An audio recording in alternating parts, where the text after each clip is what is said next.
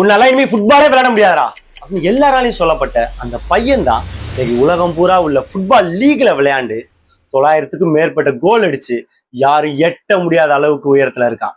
யார் அந்த பையன்? வாங்க பார்க்கலாம். இது எல்பிச்சோட செகண்ட் பார்ட்.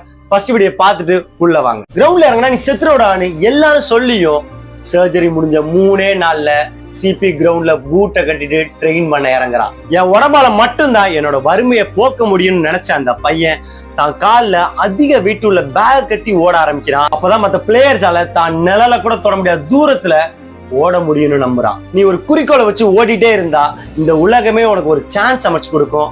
அப்படிப்பட்ட சான்ஸ் இந்த பையனுக்கு கிடைக்குது. அதுதான் இந்த மான்செஸ்டர் யுனைடெட் சிபி சீனியர் டீமோட ஒரு ஃப்ரெண்ட்லி மேட்ச் ஆட வராங்க. இதுதான் எனக்கு கிடைச்ச சான்ஸ்னு சொல்லி பயங்கரமா பிளே பண்றான். அவன் எந்த அளவுக்கு ஓடினானா த கிரேட் டிஃபெண்டர் ஜானோ ஷேக்கு ஹாஃப் டைம்ல ஆக்சிஜன் மாஸ்க் கொண்டு வராங்க. ஏன்னா அந்த பையன் ஓடின ஓட்டத்துக்கு ஈடு கொடுத்து ஓட ட்ரை பண்ணதுனால அவர் அங்கேயே தலை சுத்தி கிரவுண்ட்ல கீழே விழுந்திருக்காரு.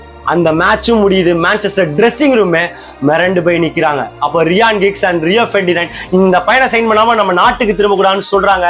அந்த நிமிஷமே $12.24 மில்லியன் கொடுத்து the most expensive teenager of English football ஹிஸ்டரியாவும் மாறினா. அவன் மான்செஸ்டர்ல இறங்கினோடனே அலெக்ஸ் ஃபெர்குசன் இந்த உலகமே மிரண்டு போற அளவுக்கு ஒரு விஷயம் பண்றாரு. டேவிட் பெக்கம் ஜார்ஜ் பெஸ்ட் வச்சிருந்த ஜெர்சி நம்பர் 7 கொடுக்குறாரு. இன்னுமா அந்த பையன் யாருன்னு தெரியல.